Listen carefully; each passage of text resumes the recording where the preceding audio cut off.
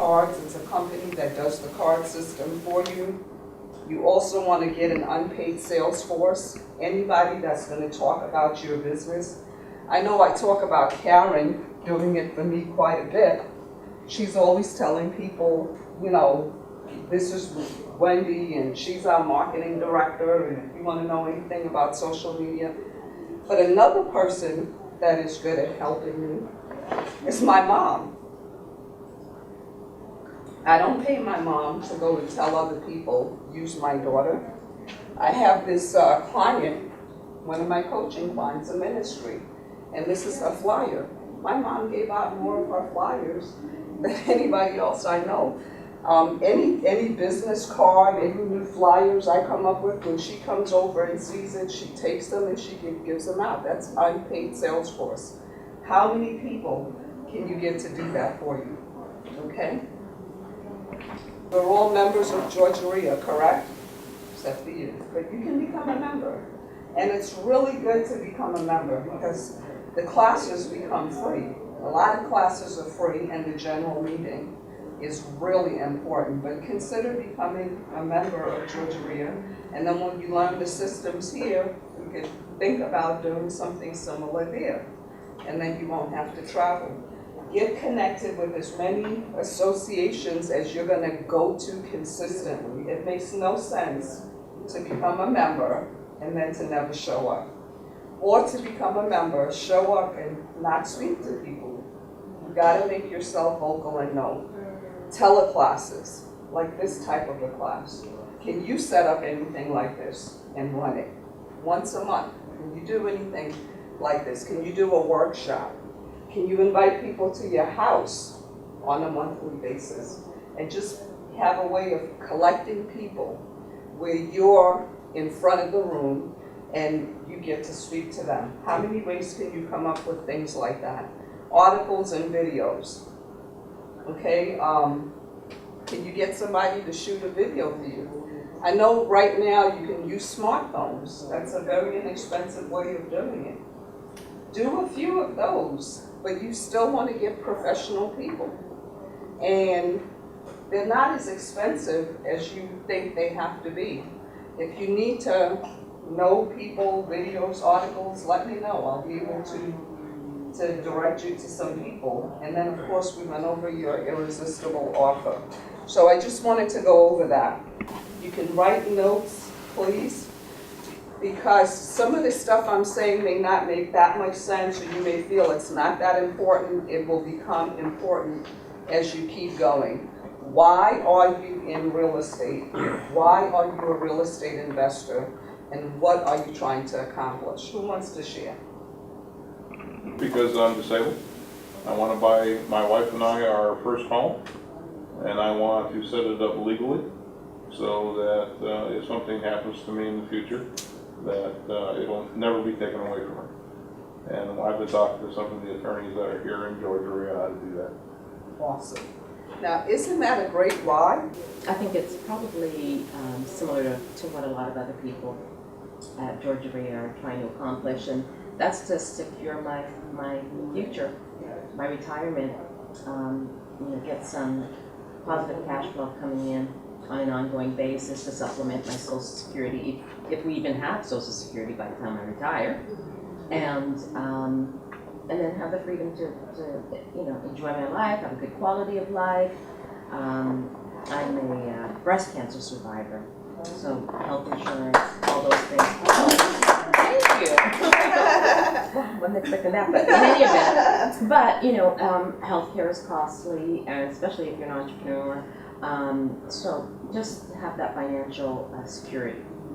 I'm asking people to share their whys is because a lot of people, hello, Hi. come as close again, they think they got to create an image. I believe in having your life and your business in one. If you're like when you try to live your business life over here and then you have your family life over here, one suffers, and it's usually the family. Every business I've ever had, I've involved my family. My first real estate office in New York, my mom was the first person to come take the picture of her daughter's first little, my office was not even this big, but my mom was so proud, okay? She wanted to see and still has the picture to this day with my name on the door saying real estate broker.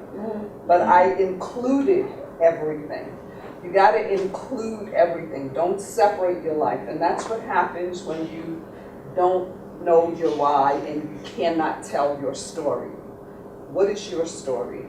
Probably over 20 years ago, I was in college. I was trying to put deals together, trying to get my parents to buy in on a condo that had 4 units right across from the university. And they didn't buy it at that time, but right now it's worth a lot of money. So I always saw deals, but didn't quite know how to put it together. And it took a while to get me this far, but finally, took the plunge. And now I have 2 baby daughters, so big priority is, actually my wife have a house for each daughter for their college education. Why not 2 houses for each daughter? Well, So they can live in one and sell the other. Right, true.